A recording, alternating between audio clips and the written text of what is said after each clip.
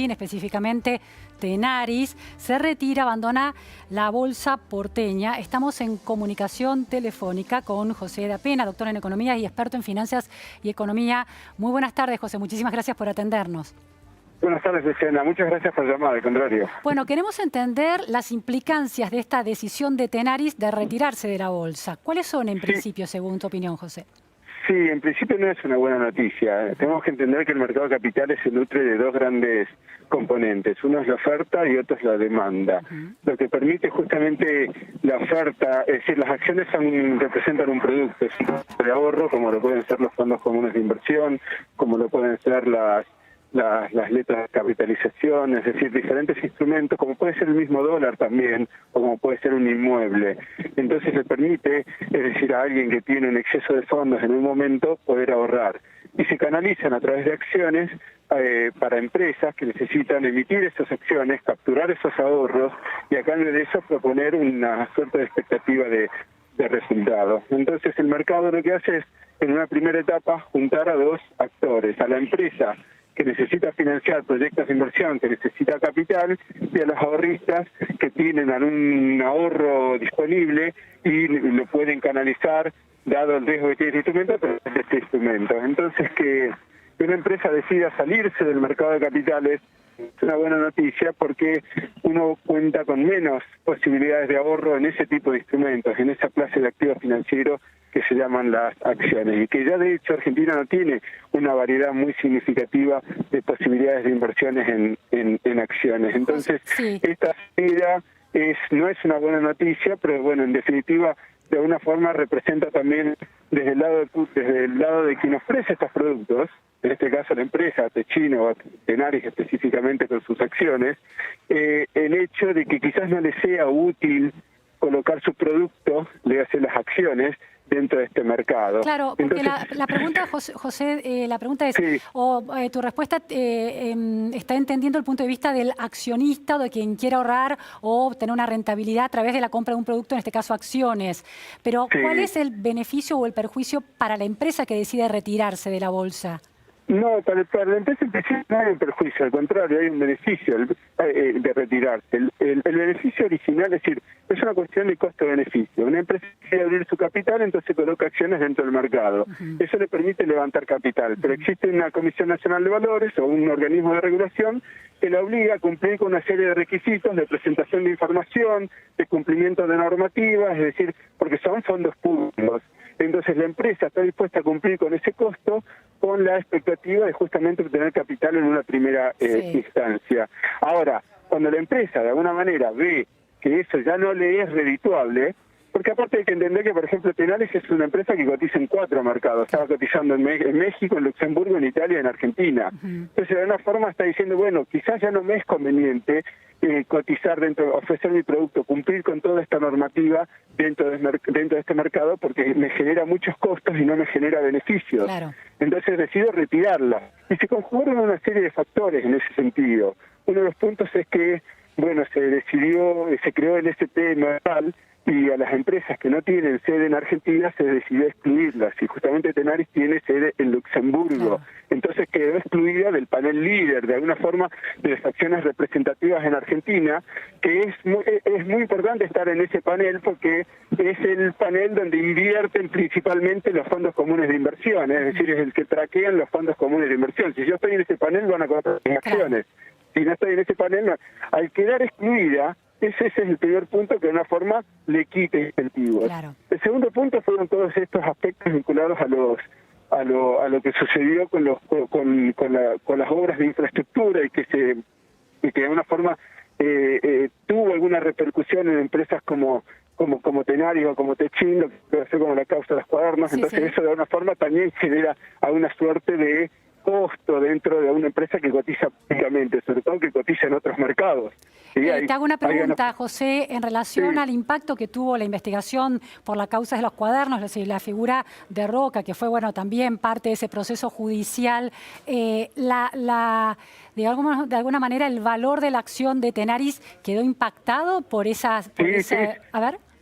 Sí, quedó impactado, de hecho se vio afectado, no de manera muy significativa, pero se vio afectado. Entonces, mi interpretación, y con esto corro el riesgo de equivocarme, es que Si yo estoy cotizando en 4 mercados, si en uno estoy teniendo problemas de alguna forma, y eso me genera cierta suerte de visibilidad, de exposición, que no me está causando ningún tipo de beneficio, y encima tengo un costo de compliance, tengo un costo de regulación, tengo un costo de cumplir con cierta normativa, eso no me está generando un beneficio que me justifique de una forma cotizar dentro de ese mercado. Pero hay un punto más todavía, que es el hecho de que la Comisión Nacional de Valores aprobó una regulación, creo que es el artículo 32, si mal no me acuerdo, que permite a las empresas que cotizan en bolsa salir de cotización sin hacer una oferta pública de acciones.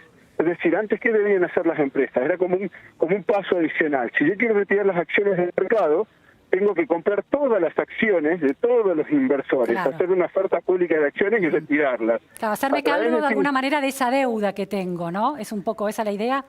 ¿Cómo, perdón? Es hacerme cargo de esa deuda que tengo con los accionistas. Claro, exactamente. Me encanta el concepto que utiliza de deuda, porque en definitiva, por más que sean accionistas, es la empresa que tiene un compromiso de capital con los accionistas. Los accionistas le alquilaron capital a la empresa. Entonces lo que tengo que hacer es hacerles una oferta, que de hecho se ha hecho en este caso. La acción está cotizando 550 y se hizo una oferta de compra por 566 pesos, si no me equivoco. Entonces esa oferta existe. Pero ya no estoy obligado a que todos los a retirar todas las acciones. Existen 3 alternativas adicionales, que es que las acciones queden depositadas en caja de valores, como un accionista más, pero en este caso ya sin cotización, que las acciones sean vendidas en otros de los mercados donde cotiza Tenaris, o que la acción sea transferida a esos mercados. Entonces, bajar ese costo de salida, bien, incluyendo todos los aspectos que mencioné anteriormente, el hecho de que se sale del SP Merval y el hecho de que puede haber algunos aspectos de la opinión pública que no la pueden afectando, más los costos que tiene la regulación, bueno, de una muestran de que se le propuso a los accionistas, esta noticia no es de hoy, esta ya, digamos, se aprobó ahora, pero ya hace un mes y pico ya estaba la Asamblea de Accionistas propuesta y la Asamblea de Accionistas aprobó esta moción. Entonces, y eso en definitiva no es bueno porque muestra, es decir, lo que buscamos como mercado de capitales es que más empresas coticen, no menos empresas, es que haya más oportunidades de diversificación. Y en eso Tenaris era una empresa, ya desde el punto de vista de los inversores, era una empresa bastante estable con respecto a su cotización. Se decía que era como un reaseguro de valor, es decir, es una empresa que cuando bajaba no bajaba tanto y cuando subía tampoco subía tanto. Entonces tenía como una suerte de acción sólida que me permitía de alguna forma cubrirme contra las fluctuaciones del mercado. Esa acción que era valorada desde ese punto de vista, ahora la manera que va a tener un accionista de poder acceder a ella es a través de otro mercado. O sea, eso no significa que no pueda comprar un accionista acciones de Tenaris, las puede comprar. Lo que no puede comprar es ahora en la bolsa de comercio o en el mercado de valores argentino. Esa es la restricción que tiene. José, una cuestión, claramente la influencia de la causa de los cuadernos la dejaste la detallaste con mucha precisión. ¿Cuál es la influencia del panorama electoral y de las distintas posibilidades que se barajan de que gane o el oficialismo o el kirchnerismo? ¿Cuál es el impacto en una decisión como esta? ¿Juega esa variable a la hora de decidir retirarse de la bolsa? ¿O es un síntoma de alguna lectura política determinada?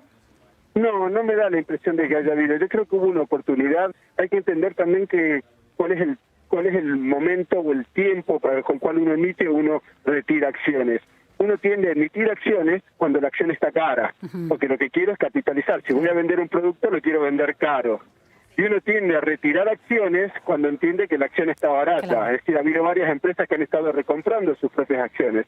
Imagínense que quien más sabe acerca de la propia empresa es el propio management. Entonces, si el management está decidiendo que la mejor inversión que tiene es para la empresa que compre sus propias acciones, eso se llama dentro de finanzas una señalización. Es decir, el management nunca compraría acciones de la empresa cuando la acción está cara, lo hace cuando está barata y cuando está cara tiende a emitir acciones. ¿Habla de un debilitamiento del grupo Techini, específicamente de Tenaris, en términos de su posibilidad de actividad futura?